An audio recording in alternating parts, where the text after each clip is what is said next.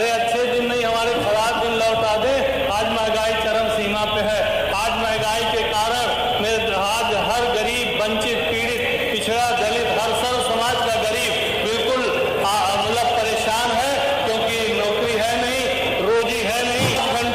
6 घंटा भी बिजली नहीं मिलती है मुझे जो है एक्शन से बात करना होता है। यहाँ बहुत लंबी चौड़ी बातें होती है।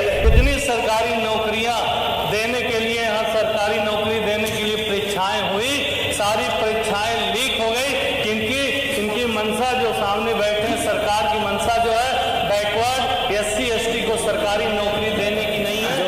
विजन डॉक्यूमेंट जो है सरकार 2047 लेकर आई है, ये तो संभव तब होगा जब हिंदू, मुस्लिम, सिख, ईसाई हम सब आपस में भाई।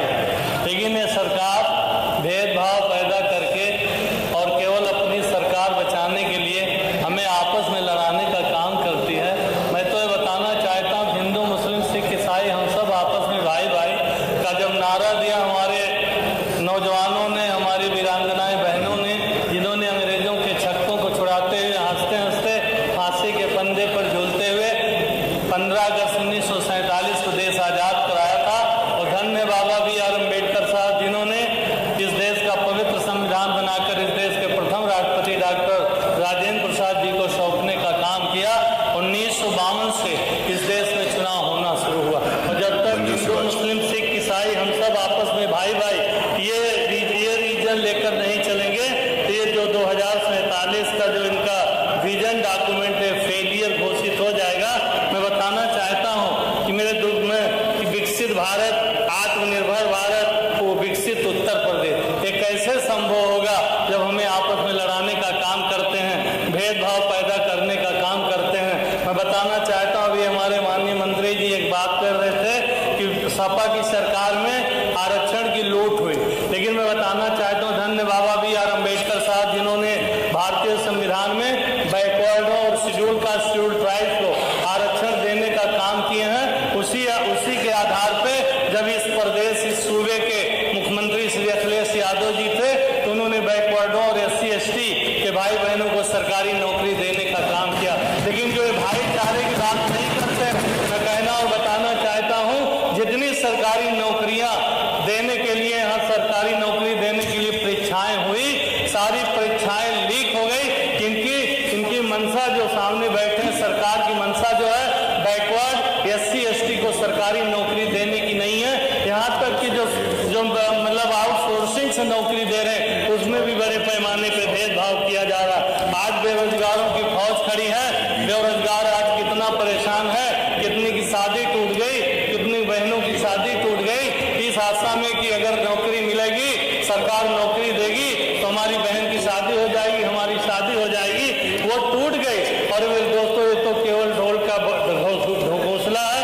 किसानों, आज किसान की आर्थिक स्थिति कितनी दयनीय है। आज हर पूरा प्रदेश कर्ज के बोझ से दबा हुआ है और किसान दर दर ठोकर खा रहा है। और किसान अगर 1 लाख का कर्ज लिया है तो तहसील वाले उसको उठाकर और मतलब कितना परेशान करते हैं। लेकिन यहाँ तो तमाम कई हजार जो है कर्ज लेकर भगोड़े भाग गए, तो देश को छोड़कर भाग गए, उन पर सरकार कोई कार्रवाई नहीं कर रही है। और मैं कहना चाहता हूँ कि आज किसानों की स्थिति बहुत दयनीय है। ये अच्छे दिन लाने की बात कहे थे, अरे अच्छे दिन नहीं, हमारे खराब दिन लौटा दे। आज महंगाई चरम सीमा पे है। आज महंगाई के कारण मेरे आज हर गरीब, वंचित, पीड़ित, पिछड़ा, दलित, हर सर्व समाज का गरीब बिल्कुल मतलब परेशान है, क्योंकि नौकरी है नहीं, रोजी है नहीं। इसलिए मैं कहना चाहता हूँ, ये सरकार जो है हर मुद्दे पे फेल हो गई है। इनका जो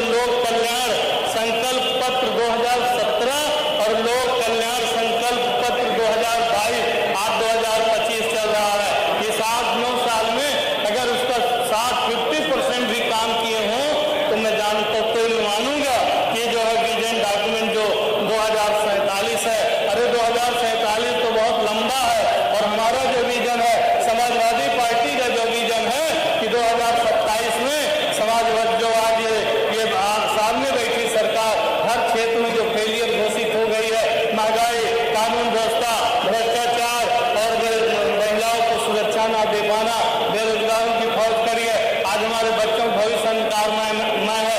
छोटे छोटे बच्चे आज जो है प्राथमिक विद्यालय जो है मर्ज करके आज हमारे बच्चों की शिक्षा छीनने का काम कर रहे हैं। और हम तो कहना चाहते हैं कि हमारा जो विजन है पूरा साफ है।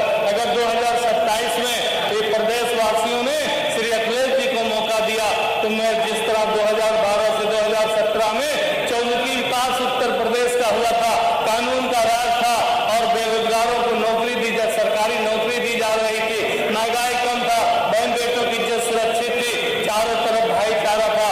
लेकिन इन्होंने भाईचारा को खत्म करके हमें आग को लगाकर ये सत्ता हथियाना चाहते हैं। ये लोग वोट के सौदागर है, इसलिए आज महंगाई चरम। बिजली की बात बहुत हो रही। मैं तो गांव में रहता हूँ, 5 घंटा 6 घंटा भी बिजली नहीं मिलती है मुझे जो है एक्शन से बात करना होता है। यहाँ बहुत लंबी चौड़ी बातें होती है। यहाँ सड़कों की बात होती है, हाईवे छोड़कर आज हाईवे की भी स्थिति देख लीजिए, उसके क्वांटिटी में कितना अंतर है। हाईवे जो है पूर्वांचल बनने के बाद भी आज जो सड़कें टूट गई हैं और गांव की सड़कें रूरल एरिया में ग्रामीण अंचल में सड़कों की स्थिति इतनी जर्जर है कि पैदल चलना दुभर हो जाता है। और संक्षिप्त कर लीजिए, एक मिनट आज हॉस्पिटलों की स्थिति देख लीजिए, पूरा जर्जर हो गया है। इसलिए मैं लंबी बातें क्योंकि एक मिनट और मुझे दे दीजिए। मैं कहना चाहता हूँ कि माननीय मुख्यमंत्री जी चले गए, मैं कहना चाहता हूँ किस तरह भेदभाव ये हमारे माननीय सदस्यगणों के साथ की जाती है। त्वरित विकास योजना में 403 विधायकों से जो है प्रस्ताव लिया गया, लेकिन जितने हमारे माननीय प्रतिपक्ष के विधायक हैं माननीय सदस्य खत्म कर लीजिए।